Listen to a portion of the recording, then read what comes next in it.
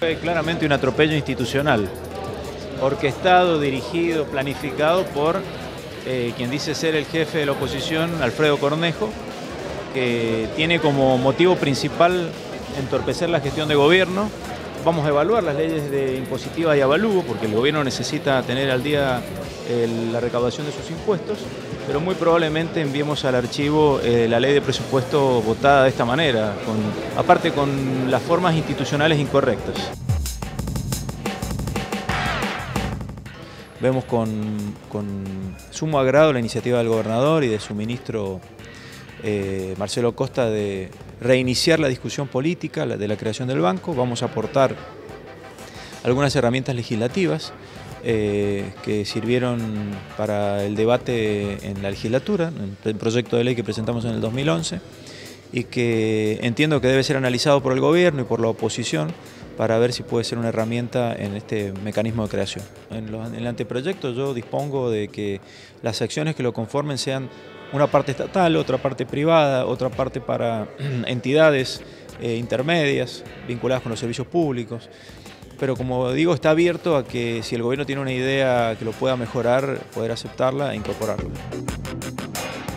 Un compromiso también a analizar una posible ley provincial con respecto al impuesto de las ganancias que pagan los trabajadores mendocinos.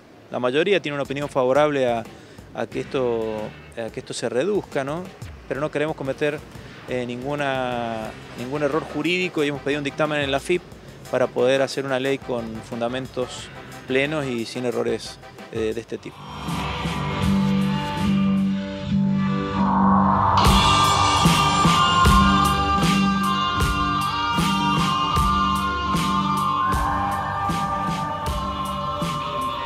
Banco Provincial. Por eso empezamos. Digo, me parece interesante, ¿no? Porque en una época donde se están recuperando desde el Estado muchos espacios que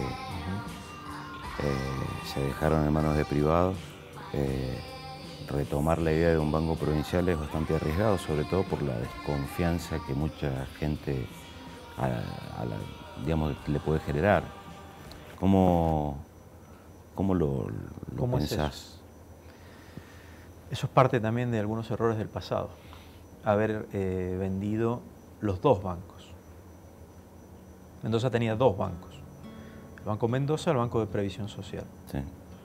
El error de la falla, entiendo, fue no haber vendido el Banco Mendoza, que, si se quiere, tenía la cartera más discrecional desde el punto de vista de los créditos irrecuperables y de los problemas en su funcionamiento. Fue haber vendido el Banco de Previsión Social, que tenía otro fin, tenía otra cartera de clientes, tenía el depósito de los sueldos de los empleados públicos, tenía otro fin para el cual fue creado.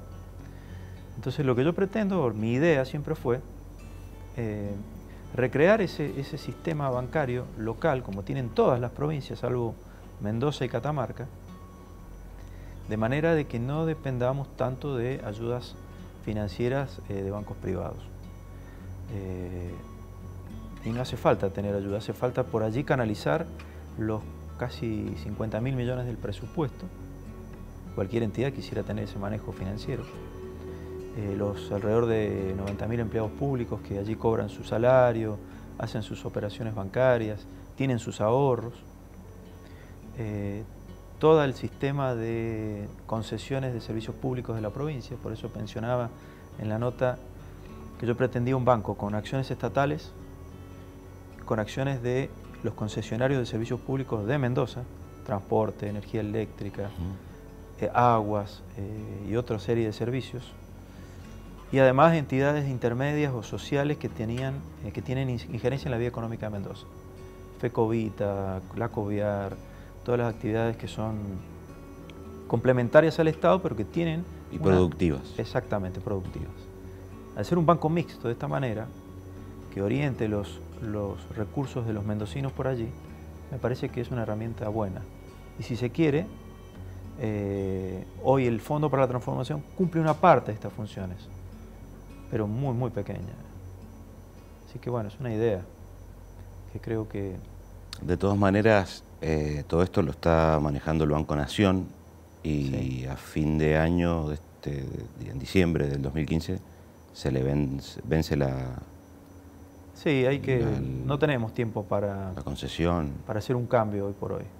Ujú. Creo que hacer un cambio a pocos meses de la renovación de la concesión o de este acuerdo creo que sería arriesgado. Creo que el Banco Nación, con sus vaivenes, a veces nos trata bien como provincia, porque creo que somos el principal cliente en la Argentina del Banco Nación, la provincia de Mendoza. Ujú. Entonces a veces nos trata bien y a veces no nos trata tan bien, pero creo, bueno, el tema fue polémica en algunos meses anteriores, ¿no? Creo que no hay tiempo como para producir un cambio de operador financiero de Mendoza, pero sí creo que hay tiempo para pensar en la creación de una entidad financiera propia de Mendoza. El Fondo de la Transformación sigue funcionando en el ex Banco de Mendoza, en el viejo Banco de Mendoza, con una parte de él. Un área administrativa que está en la calle, claro, era en alguna dependencia complementaria al Banco de Mendoza. 9 de Julio Gutiérrez. 9 de Julio Gutiérrez, creo que donde funcionaban las áreas de las AFJP, algo así del banco. Pegado, bueno, está dentro de donde funciona el ECA. De la Falla en la esquina, enfrente se dio el espacio del ex banco para fines culturales. Sí, ahí está el fondo, ahí funciona el fondo, que si se quiere es una entidad pequeña para el volumen de financiamiento que hoy está dando. Y diría yo que la base del banco que tenemos pensado, o que yo he pensado, es parte de los actuales funcionarios, profesionales del Fondo para la Transformación, sino que hay que darle otro perfil con más exigencias hoy del Banco Central, que pide otra exigencia de entidades financieras. Toda la discusión, haciendo alusión a lo que vos estabas ahí, estuvimos viendo ahí en el tape, esta discusión en torno al impuesto a las ganancias. Sí. ¿Cuál es la idea por ley implementarla? Primero, esto surge ¿A qué ganancias? Claro, bueno, esto apunta a un reclamo de los trabajadores del Estado. Los trabajadores del Estado, la mayoría de los que están en distintas jurisdicciones, salud, educación y otros organismos que están reclamando que haya una forma nueva de recalcular la forma del cálculo de impuesto a las ganancias de sus sueldos. Ya tienen excepciones el Poder Legislativo y el Poder Judicial. El Poder Legislativo porque tiene una ley nacional que define una forma distinta de cálculo y hace que muchos empleados del Poder Legislativo paguen menos impuestos a las ganancias. Pagan, pero menos. Y el Poder Judicial, separando los jueces, que no pagan nada, muchos funcionarios con buenos salarios pagan menos impuestos a las ganancias. Lo que reclaman los trabajadores públicos, a mi criterio con razón, es que ellos estén incluidos en una ley que les permita hacer un cálculo sobre su base de impuesto a las ganancias diferente al que hoy tienen. Que yo estoy de acuerdo con que así sea.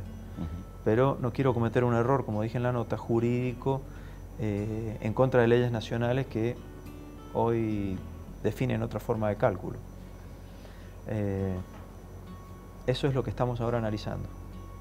Si fuera por mí, votaría ya mismo una forma de liquidar impuestos a las ganancias menor para los empleados públicos de Mendoza, porque eso va al consumo local y Mendoza necesita mantener esa actividad. Sí. No lo digo para quedar bien con los empleados públicos, lo digo también para quedar bien con la actividad económica de la provincia. ¿Y con los jueces? Con los jueces, yo con los jueces tuve una pelea importante que fue obligarlos a pagar OSEP. ¿Dos ibas a decir? Sí, porque la segunda sería esta, que paguen ganancias. Ah, bien. Una ganamos, sí. Tienen que pagar OSEP. Sí. Y con lo que pagan los jueces de OSEP, que no querían pagar, se hizo un fondo para atender la discapacidad. Cuando la provincia adhiere a las exigencias de la Ley Nacional de Discapacidad, creamos un fondo con este aporte de los jueces. Ganamos una y la otra todavía no la damos. La otra está suspendida. Y la otra ellos tienen una constitución antiquísima, hecha a la medida de otra Mendoza hace 100 años, podemos hablar de eso si querés, me encantaría hablar de eso. La Mendoza hecha hace 100 años definía que el agua era para los que eran dueños de la tierra, definía que el Departamento General de Irrigación tuviera un jefe que durara más que el gobernador, definía que los jueces no pagaran impuestos y otro montón de cosas que no me gustan. Entonces hay que dar una discusión constitucional de ese tema. El Partido Demócrata prácticamente, formalmente está en vías de extinción. Sí. Ahora, está como siempre metido en las instituciones, en la ideología de muchos funcionarios, sean peronistas, radicales. ¿Podría ser el refugio ideológico del Partido Demócrata el Poder Judicial en la provincia? Digo, no, creo que jugando con esa analogía. Tengo muchos amigos del Partido Demócrata, que cada vez son menos, porque yo llevo 8 años en la Cámara de Diputados y el Partido Demócrata... se han hecho del PRO. Y el Partido Demócrata ha ido cada vez achicándose más. Sí. Y yo creo que no les queda ningún refugio institucional desde donde crecer. Porque han tenido un defecto, si se quiere, propio de perder la vocación de poder. Ellos podrían mantener su identidad, su ideología, sus convicciones y sus principios, pero eligieron un camino de ir detrás del radicalismo en este caso. O sea que están terminando de desaparecer detrás del radicalismo. Así es que yo entiendo que ni siquiera quedan instituciones donde puedan estar, donde puedan recrearse. Lo último que les quedaba era 2 diputados en la Cámara de Diputados contemporánea, que si las elecciones fueran hoy, se quedarían sin representantes. Así es que no tengo la fórmula para salvar al Partido Demócrata, lo cual me parece que para Mendoza es una pérdida importante. Porque Mendoza... A ver, hablamos de los que eran dueños de Mendoza en los primeros años de este siglo, del siglo pasado, perdón, sí, de 1900, escribieron la Ley de Aguas, escribieron la Constitución y tenían un perfil conservador por ser los dueños de Mendoza. Creo que muchos de ellos eran demócratas. Bueno, ahora están en extinción. Bueno, tenían un diario. Están en extinción. No sé cómo ayudarlos para salvarlos. El peronismo tuvo un momento difícil en la provincia. Ese momento fue cuando hubo un intento de Néstor Kirchner en el armado de la concertación, sí, de incluir el radicalismo de todo el país, pensando en un gran movimiento nacional transversal. Sí. Y yo hablé de ese tema con dirigentes radicales. Yo fui a la Plaza de Mayo del 2006, exactamente el 2006, y cuando volví hablé con quien era vicegobernador en ese momento, que era Juan Carlos Jalif, y le pregunté si después del discurso de Néstor Kirchner, Cobos estaba pensando en un gobierno de coalición con el peronismo de Mendoza, siendo que Cobos estaba alineado en ese proyecto. Y Jalif me dio una respuesta muy justa a los radicalismos, ¿no? Nosotros no podemos con nuestra interna, mucho menos podemos hacer un gobierno de coalición con el peronismo.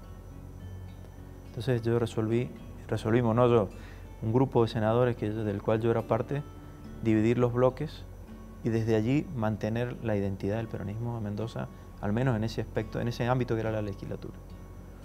Todo lo que no ha hecho el Partido Demócrata ahora.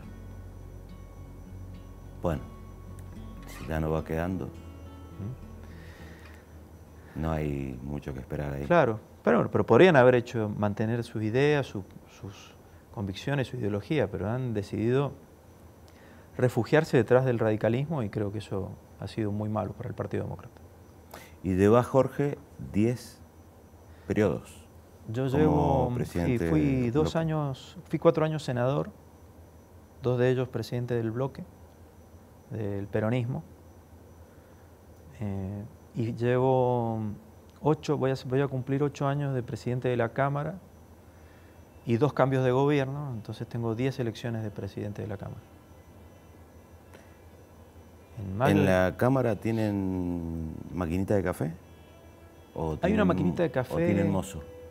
No, tenemos una maquinita de café que está detrás del recinto donde los diputados van y se sirven su cafecito. Y hay mozos también, hay algunas personas que nos sirven el café. Bueno, vamos a tomar un cafecito acá, que acá tenemos una maquinita en el canal. Buenísimo. Muchas gracias. Dale.